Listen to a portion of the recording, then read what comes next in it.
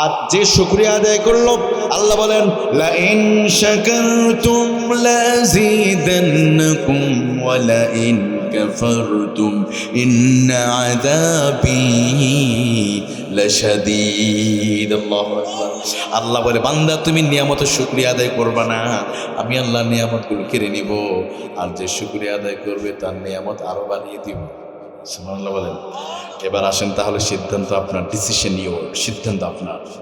এখন যে আল্লাহ আপনার যেই পজিশনও রাখছে, এই এলাকায় 5 তলা 10 তলা বাড়ি হয়েছে, সম্পদ দিছে, এখন এই যে মাহফিল মসজিদ মাদ্রাসা ভালো কাজে ডাক আসলে দান করবেন তো? অকপটে স্বীকার করবেন, ভাই আমি গরিব ছিলাম, আল্লাহ আমার ধনী বানাইছে, কখনো অস্বীকার করবেন না। আল্লাহ যে কোনো সময় আপনার সম্পদ আল্লাহ কেড়ে নিতে পারে, যে কোনো সময় আপনার রাস্তার ফকির বানাতে পারে। সকালবেলার ধনীরে তুই আপনার কি বলে সিরাজউদ্দৌলা বংশে মানুষ এখন রিক্সা চালায়। কল্পনা করেছেন আজ থেকে 100-200 বছর আগে যাদের ফ্যামিলির মানুষের হাজার হাজার বিঘা জমি ছিল এখন রিক্সা চালায়। আবার ঢাকা শহর অনেক চেয়ারম্যান কি করে পাঠাও গাড়ি চালায়। আমি ওই আমাদের পাঠাও উঠতে হয় মাঝে মাঝে, জ্যামে পড়লে ওই মাহফিলে উঠি, মাঝে মাঝে গল্প হয়, হুজুর আপনার তো দেখছি ওয়াজ টাজ করেন, আপনি চিনতে পেরেছেন, তখন বিভিন্ন গল্প হয়।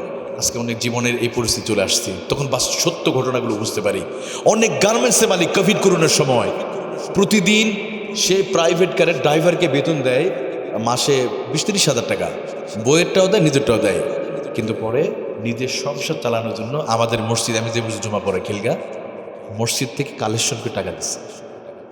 এই জন্য ভাই কখনো সমাজে টাকা পয়সা গাড়ি বাড়ি ক্ষমতা নিয়ে অহংকার করা যাবে? করবেন না।